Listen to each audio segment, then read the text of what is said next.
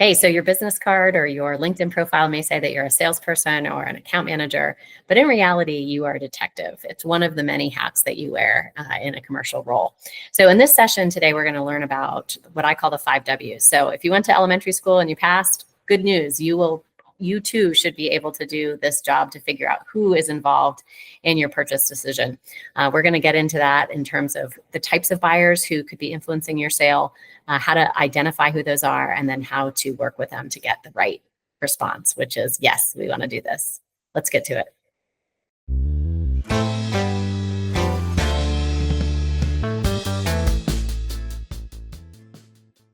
So the last piece of this is how you figure out who should be involved. So there are lots of different roles, people that can be playing a role in your renewal process, right? It's there's the point of entry, so the most senior person who your solution was built to serve. There's the financial buyer, who's usually, or economic buyer, is the boss, the budget person, that sort of thing. There might be key influencers, right? So some of the people that you're working with from day to day, or it could be another health plan, right? Could be a peer of theirs at another health plan. And then there's some of those technical buyers. So these are like the T crossers, the I dotters. They don't actually get value out of the solution, but they may be that vendor management person that you were talking about, making sure that we're, hitting on all of our contractual negotiation or contractual expectations. Could be legal, purchasing, procurement, all those folks. Look along those colors, right? These are all yellow and red. The red, you any place. So basically, all these folks can kill or stall your deal, but there's only one person, or maybe arguably two, who can actually make the deal, and that's the most senior person for whom the solution is built, and whoever that economic buyer is. So anytime you've got other people involved in the delivery of service or in the evaluation of whether they're going to continue to work with you, you are increasing your odds of not meeting the needs of the people that we're designed to serve.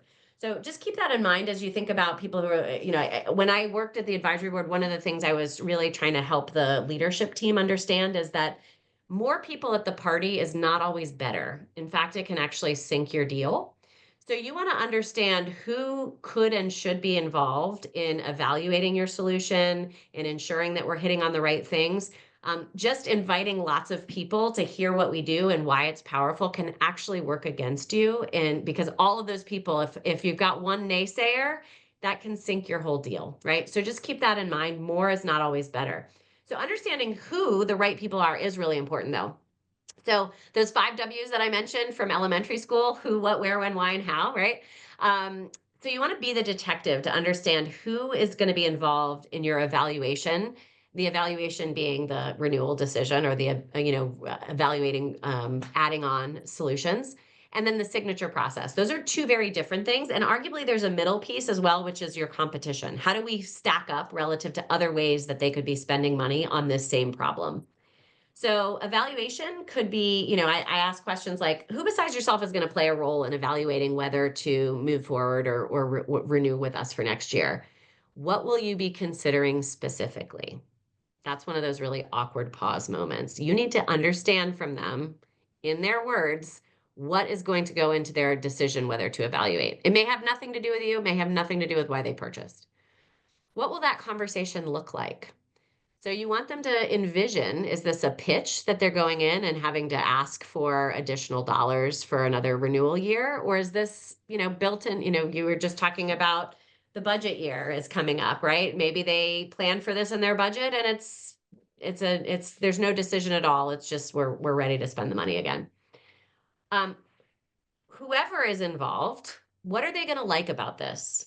And what aren't they going to like? What are they going to push back on or dislike? And all of these things, every one of these questions you want to ask as a single question, and you want to pause awkwardly until you have the answer. And if they leave you with the very basic version of the answer that sounds really nice, but doesn't actually give you any information, keep pushing, keep digging in there. Well, tell me a little bit more about that. What do you mean by, this requirement or that requirement? Or, oh, that's really interesting. That's not what we've been talking about for the last year and a half.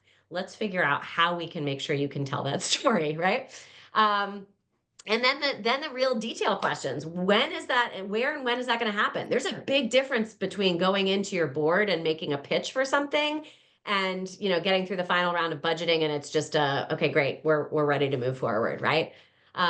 So understanding, is this an email conversation? Is this an actual conversation? Is this just a hallway discussion, or is this more of an important presentation that they're going to need resources for? Because based on everything that they're telling you in this information, that is what's arming you with what you need to be able to help them tell that story. More often than not, you will get, if you volunteer to go and be part of that conversation, they're going to say what? If you say, hey, I want to go talk with your boss with you, what are they likely to say? No. No, thanks. I got it. Right? So it is unusual that you're going to be in that conversation. So you need to give them the tools that they need to have that conversation as though you were there. And sometimes, so helping them to envision and think about what that conversation is actually going to look like, with the questions that they're going to get asked, what they're going to get pushback on. If it's just on money, there's a lot to that. Well, what sorts of questions are you going to get? Are they going to ask for, is it value relative to the investment? Is it ways to cut back the investment? Is it how those dollars are allocated? Is it number of lives that, getting into that detail is going to be really important, so you know what you're working with. On the right-hand side is signature. So once there's value and they've said, yep, we're going to move forward with this again, then you want to get all the details of what's standing between me and getting my contract back. So, have you executed a solution like this before? Can you tell me what that process was like? Was there any sort of security or compliance review that's come up since we last worked together? What sort of role, if any, does your procurement or legal team play in the decision to move forward, or your IT team? Who is likely to be the person whose name is the signatory for this? What is their specific title? I know that sounds crazy, but I have, I myself as a buyer, the poor AE was like messaging me at 10 o'clock at night on the last day of the month because she had put the wrong name and wrong title on the signature, right? And so she wound up getting credit for it because I was a lovely person and wound up getting her deal signed. But that was a miss for her, right? She should have had the name and the title clearly, the billing contact, all that stuff ready to go. So, and then, this is if it's a new sale or a growth opportunity, who on their side is going to play a primary role in implementation? If you've made it all the way through to this part of the recording, you are either a sales pro, a sales enablement pro, or certainly on your way to being. For more tips and tricks like this, follow me on my LinkedIn page, or you can like this video and subscribe to my YouTube channel, or both. Find me at Toying with This Idea. If you need coaching, whether it's for you as an individual or for your team, as well as things like training, tools, talk tracks, tech optimization, any of the things that are going to support your go-to-market effectiveness, you can also find me on LinkedIn or reach out to me via my website, Toying with This Idea. Get out there, go crush it, have fun.